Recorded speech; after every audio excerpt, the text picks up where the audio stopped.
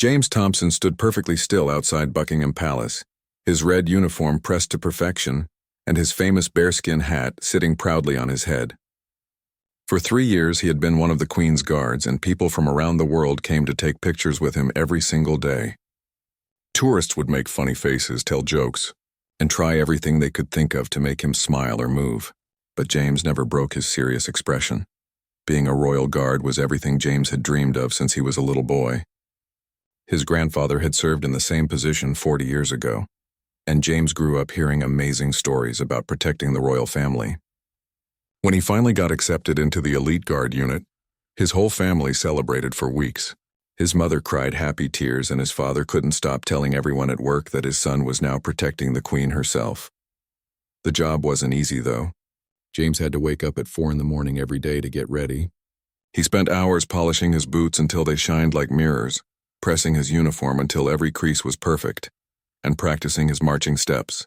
The bearskin hat was incredibly heavy, weighing almost 2 pounds, and standing perfectly still for hours made his legs ache terribly. During summer, the heavy wool uniform made him sweat so much that he felt like he might faint, but he never showed any sign of discomfort. What made the job truly special for James wasn't just the honor of serving his country. He loved seeing the excitement on children's faces when they saw him in his magnificent uniform.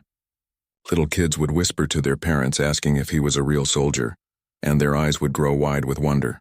Elderly visitors often approached with respect, sometimes sharing stories about their own military service or family members who had served.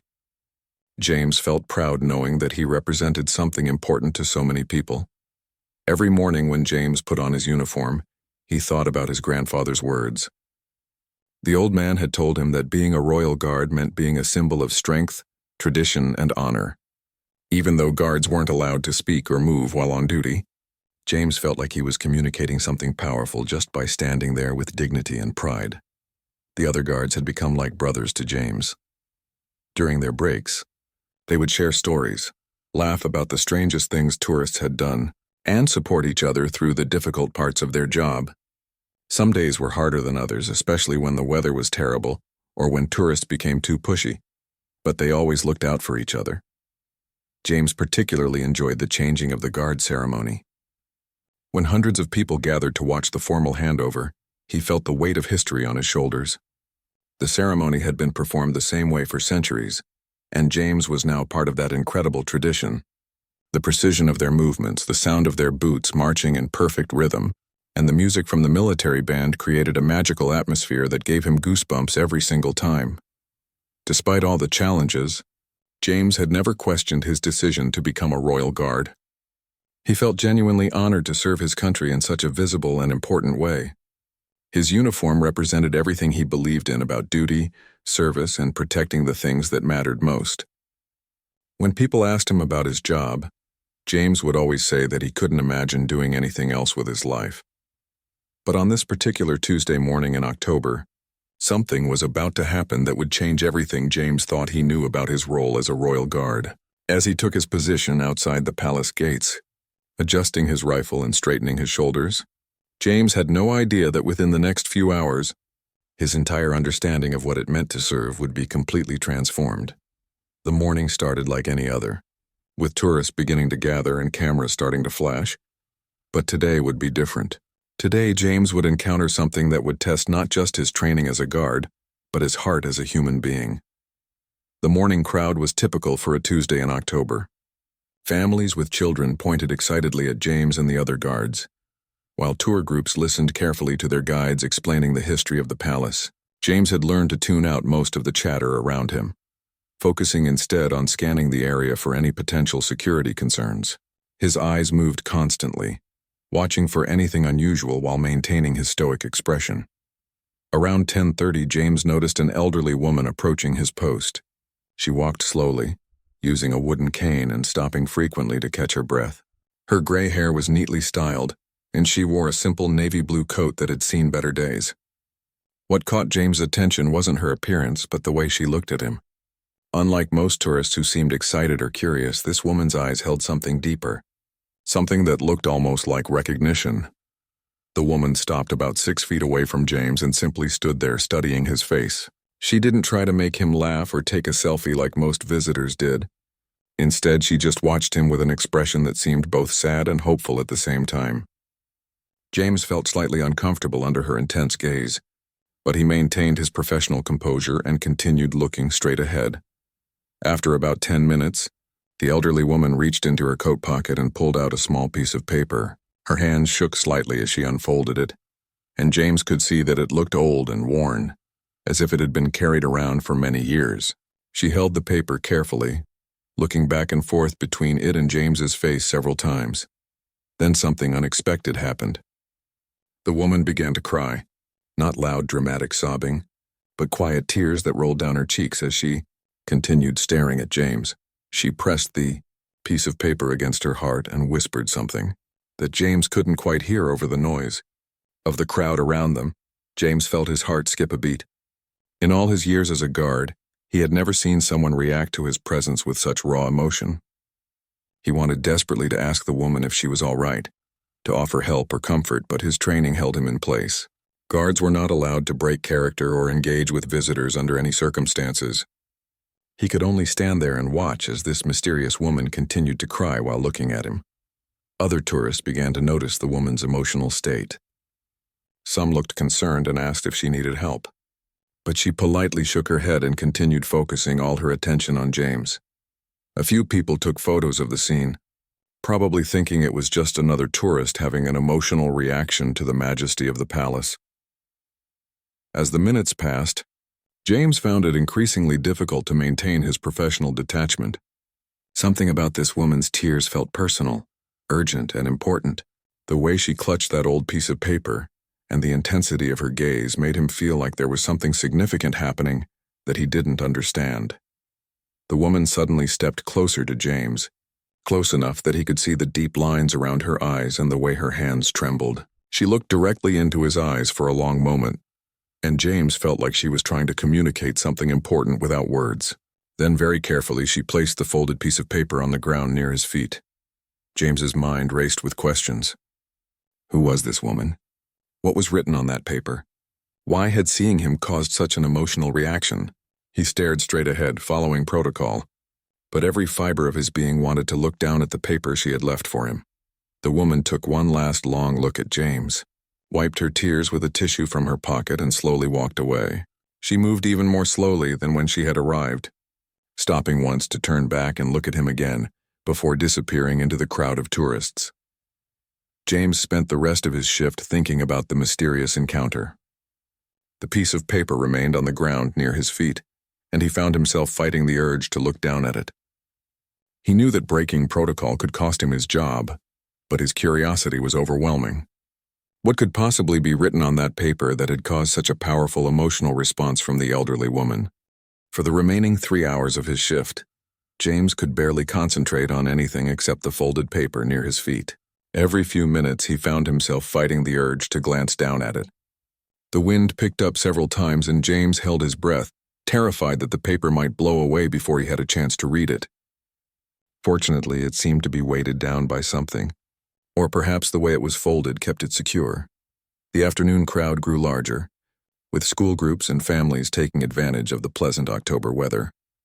Children ran around excitedly, parents chased after them with cameras, and tour guides continued their well-practiced speeches about royal history. But James felt disconnected from all the normal activity around him. His mind kept returning to the mysterious woman and the intensity of her emotional reaction when she saw him. James tried to convince himself that it was probably nothing important. Maybe the woman was just having a difficult day, and seeing the guards had reminded her of a deceased family member who had served in the military. Perhaps she was dealing with grief or loneliness and had simply been moved by the ceremony and tradition that the guards represented. But deep down, James knew that her reaction had been too specific, too focused on him personally, to be explained by general emotion. When his replacement finally arrived at 2 o'clock, James went through the formal changing of the guard procedure with mechanical precision. His mind was entirely focused on the moment when he would finally be able to pick up that piece of paper and discover what message the elderly woman had left for him. As soon as the ceremony was complete and he was officially off duty, James waited for the crowd to disperse slightly. He looked around to make sure no supervisors were watching, then quickly bent down and scooped up the folded paper. His heart was pounding as he tucked it safely into his uniform pocket without looking at it. James walked briskly to the guard's changing room, nodding politely to his colleagues but avoiding conversation. He needed privacy to read whatever message the woman had left. In the changing room, he found an empty corner and carefully pulled the paper from his pocket. The paper was older than he had realized, yellowed with age and soft from years of handling. Someone had obviously carried it around for a very long time. James unfolded it slowly, his hands trembling slightly with anticipation and nervousness. What he saw made him gasp out loud. It was a photograph, black and white and clearly taken many decades ago. The image showed a young man in a military uniform, standing at attention with a serious expression. But what made James's knees nearly give out was that the young man in the photograph looked exactly like him.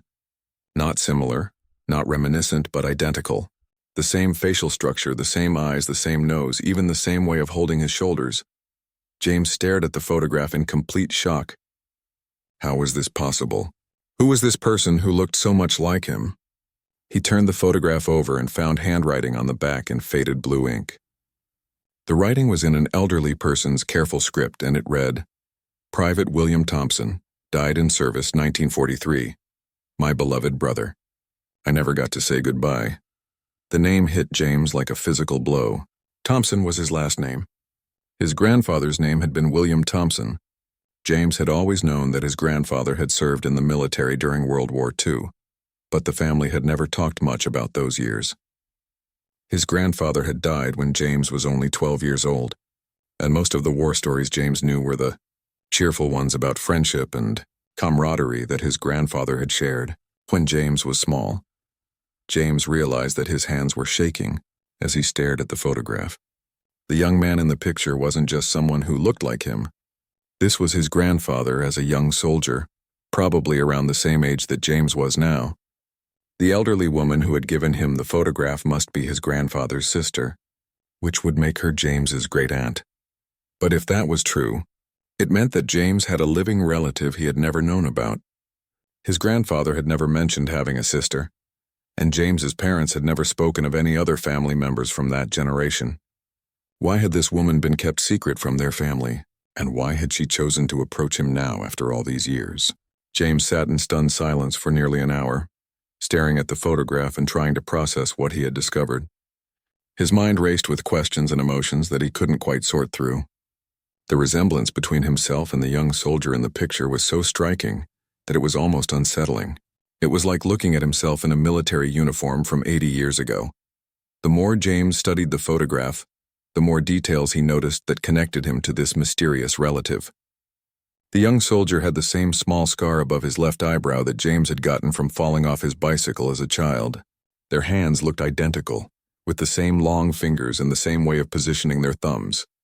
Even their posture was exactly the same, with shoulders held at the precise angle that James's drill instructors had spent months teaching him to maintain. James realized he needed to learn more about this William Thompson and the woman who had given him the photograph.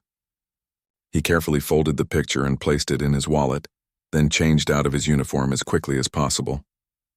His hands were still trembling with excitement and confusion as he headed home to his small apartment near the base.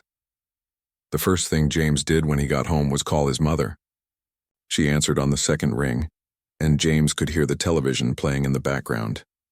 His mother always watched the afternoon news while preparing dinner for his father, who would be home from work soon. James tried to keep his voice calm as he asked his mother about his grandfather's family. Had William ever mentioned having any siblings? Were there any relatives from that generation that James didn't know about? His mother seemed surprised by the sudden questions about family history, but she patiently tried to answer. According to his mother, James's grandfather had rarely talked about his life before the war or his original family. William had met James's grandmother in London after the war ended, and they had started their new life together without looking back at the past.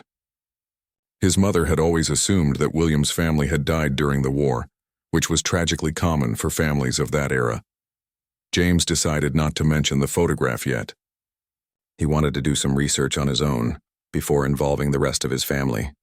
After ending the call with his mother, he spent the evening searching through online military records and genealogy websites, trying to find information about Private William Thompson, who had died in 1943. What James discovered made the mystery even deeper. According to official records, Private William Thompson had indeed died in military service in 1943, but not in combat as James had expected.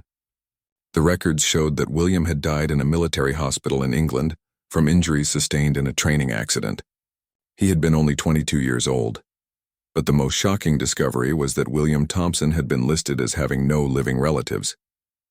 His emergency contact information was blank, and there was no record of anyone claiming his personal effects after his death. If the elderly woman was truly William's sister, why wasn't she listed as his next of kin? What had happened to separate them? James found himself staying up until nearly 3 in the morning, searching through database after database for any mention of William Thompson's family. He found marriage records, birth certificates, and military enlistment papers, but nothing that mentioned a sister or any other relatives. The next morning, James arrived at work exhausted but determined. He knew he had to find the elderly woman who had given him the photograph. She was the only person who could answer his questions about William Thompson and explain the family connection that seemed to have been erased from all official records. During his lunch break, James returned to the exact spot where the woman had approached him the day before. He asked other guards if they had seen her, and he described her appearance to several of the regular palace tour guides. One of the guides thought she remembered seeing an elderly woman with a cane who had seemed emotional, but no one had any information about who she was or where she might have gone.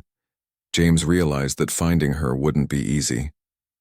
London was an enormous city, and he had no idea where the woman lived or how to contact her. All he had was the photograph and the brief message written on the back. But James was determined to solve this mystery. The discovery that he had a living relative who had been carrying his grandfather's photograph for all these years was too important to ignore. As James took his position for the afternoon shift, he found himself scanning every face in the crowd, hoping to spot the elderly woman again. He had so many questions for her, and he desperately wanted to understand the family history that had been hidden from him for his entire life. For the next 4 days, James watched hopefully for the elderly woman to return, but she never appeared. He began to worry that he might never see her again, and the questions about his family history would remain forever unanswered. The photograph had become his most precious possession, and he carried it with him everywhere, studying William's face whenever he had a quiet moment. On Friday afternoon, James decided to take a different approach. During his break, he walked to the nearby underground station and posted a simple message on the community bulletin board. The note read, "Looking for elderly woman who visited Buckingham Palace on Tuesday, October 15th. She left something important for a guard. Please contact James if you have any information." He included his phone number and hoped that someone might know her. James also visited several shops and cafes near the palace, showing William's photograph to shopkeepers and asking if they recognized either the elderly woman or had any knowledge of local residents who might have family connections to World War II soldiers. Most people were sympathetic but couldn't help, though a few elderly customers looked thoughtfully at the photograph and said the young soldier looked familiar. On Saturday morning, James's phone rang while he was having breakfast. The caller was an elderly man with a gentle voice who said he had seen James's note at the underground station. The man explained that he lived in a retirement community about 20 minutes from the palace, and he thought he might know the woman James was looking for. According to the caller, whose name was Albert, there was a resident at his retirement home named Margaret Thompson, who often took walks to Buckingham Palace. Margaret was in her late 80s and had lived at the retirement community for about 3 years. Albert said that Margaret rarely talked about her family, but he remembered her mentioning a brother who had died during the war. James felt his heart racing with excitement. Margaret Thompson could very well be the woman he was looking for. Albert kindly offered to ask Margaret if she would be willing to meet with James, but he warned that she was quite shy and might not want to talk about her family history. That evening, Albert called James back with good news. Margaret had agreed to meet with him, but only if he would come to the retirement home rather than meeting in a public place.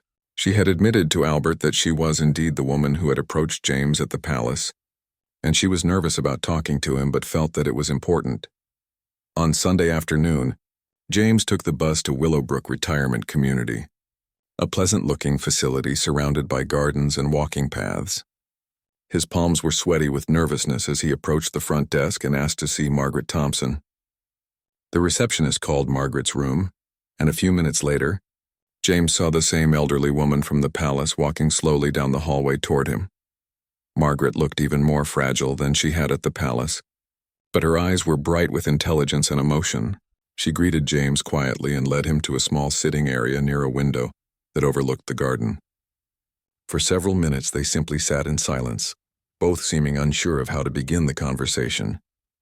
Finally, Margaret spoke in a soft voice that trembled slightly with age and emotion. She told James that she had been visiting Buckingham Palace regularly for the past 3 years, ever since moving to the retirement home. She had been looking for someone, though she hadn't been sure exactly what she was looking for until she saw James. Margaret explained that William Thompson had indeed been her younger brother, and that James was her great-nephew. She had recognized the family resemblance immediately when she first spotted James in his guard uniform. The similarity between James and her brother at the same age had been so striking that she had been overcome with emotion. But the story Margaret told next was heartbreaking and complicated.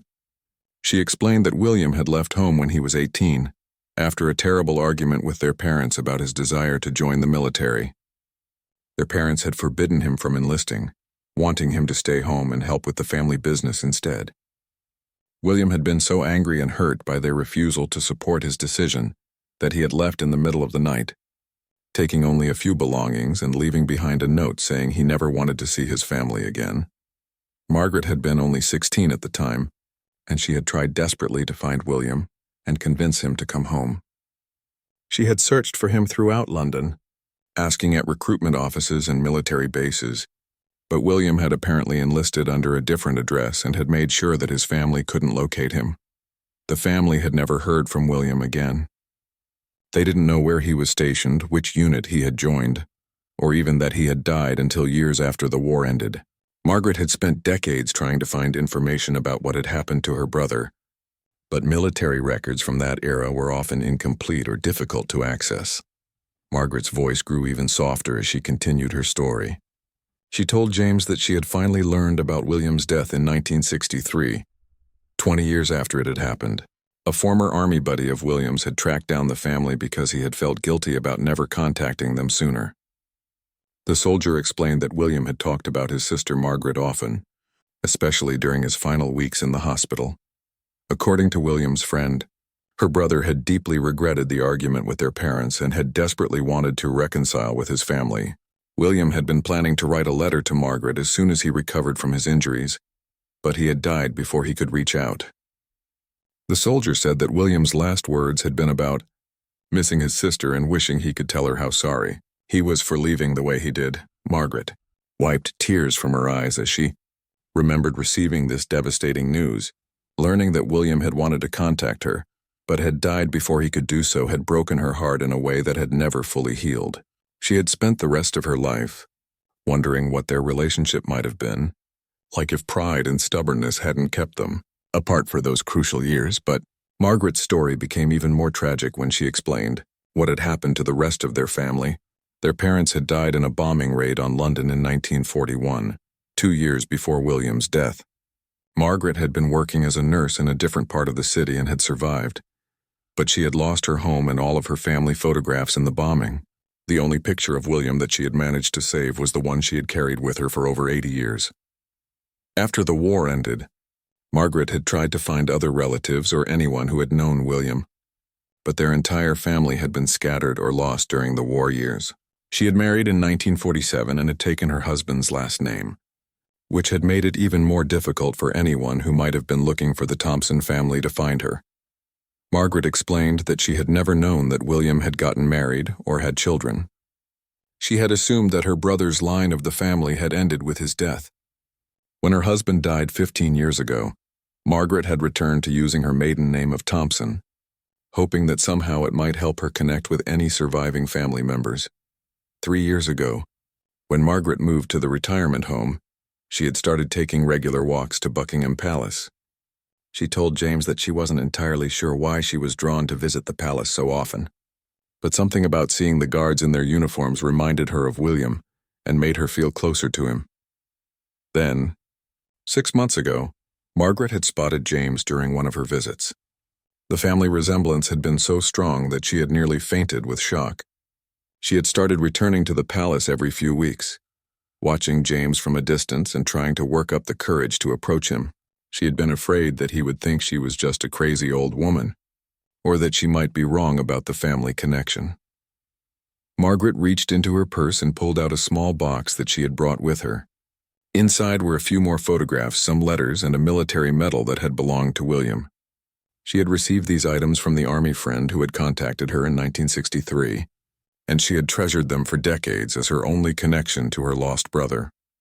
One of the photographs showed William and Margaret together as children, and James was amazed to see how much Margaret looked like his grandmother at the same age.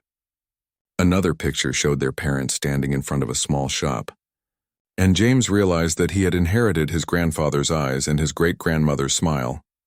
Margaret told James that she had been carrying William's photograph to the palace for months, hoping to find the right moment to give it to him. She had been afraid that approaching him while he was on duty might get him in trouble, but she had finally decided that she couldn't wait any longer. At 88 years old, Margaret knew that she might not have many more opportunities to connect with her brother's family. As James listened to Margaret's story, he felt overwhelmed with emotion. He was incredibly sad to learn about all the tragedy and separation that had affected his family, but he was also filled with joy at discovering this wonderful woman who had been searching for family connection for so many decades. James spent the next 3 hours with Margaret, sharing stories about his family and learning more about William and their shared heritage.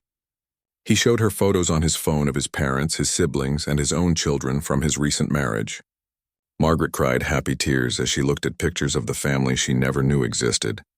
Marveling at how strong the family resemblances were across the generations, Margaret was particularly moved when James told her about his decision to become a royal guard and how much his grandfather's military service had inspired him.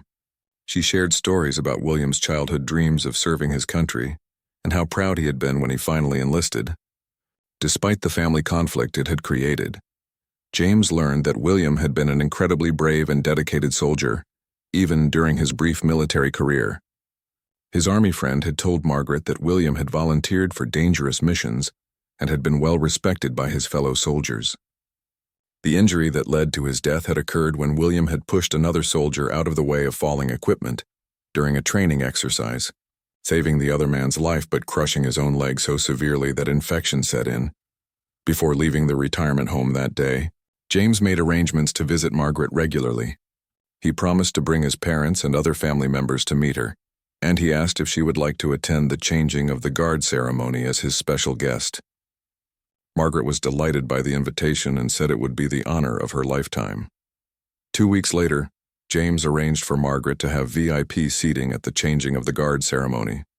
He had spoken with his commanding officers about the remarkable family reunion, and they had been so moved by the story that they arranged special accommodations for Margaret's visit. She was given a chair with a perfect view of the ceremony and was introduced to several of the other guards who wanted to meet the woman whose decades-long search had led to such a beautiful family reunion. During the ceremony, James felt more pride than he had ever experienced as a royal guard. Knowing that Margaret was watching him carry on the family tradition of military service gave new meaning to every movement and every moment of the formal proceedings. When he caught her eye during the ceremony, she smiled and pressed her hand to her heart, and James knew that William would have been proud to see his nephew serving with such honor. After the ceremony, James introduced Margaret to his parents, who were amazed and overjoyed to discover they had a living relative from his grandfather's generation. Margaret shared all of her photographs and stories with the family, and James's mother immediately invited her to join them for Sunday dinners and holiday celebrations. The family that Margaret had thought she had lost forever suddenly expanded to include children, grandchildren, and great-grandchildren who welcomed her with open arms. Margaret moved to a retirement community much closer to James's family, and she became an integral part of their lives. She attended James's children's birthday parties, shared stories about family history that no one else knew, and brought a sense of connection to their heritage that had been missing for generations. James kept William's photograph in his wallet and thought about his grandfather's story every time he put on his uniform. The knowledge that he was honoring not just his grandfather's memory, but also healing a decades-old family wound, gave his service as a Royal Guard a deeper purpose than he had ever imagined possible. 1 year later, on the anniversary of their first meeting, Margaret and James returned to the exact spot outside Buckingham Palace where she had left the photograph. This time, instead of tears of sadness and longing, Margaret cried tears of joy and gratitude. She told James that finding him had been the answer to prayers she had been saying for over 80 years. The simple act of a royal guard reading a sign, a photograph left by an elderly woman, had reunited a family separated by war, pride, and tragedy. James realized that sometimes the most important duties a person can perform have nothing to do with their official job description. Sometimes serving others means simply being open to unexpected connections and having the courage to follow through when life presents extraordinary opportunities for healing and love.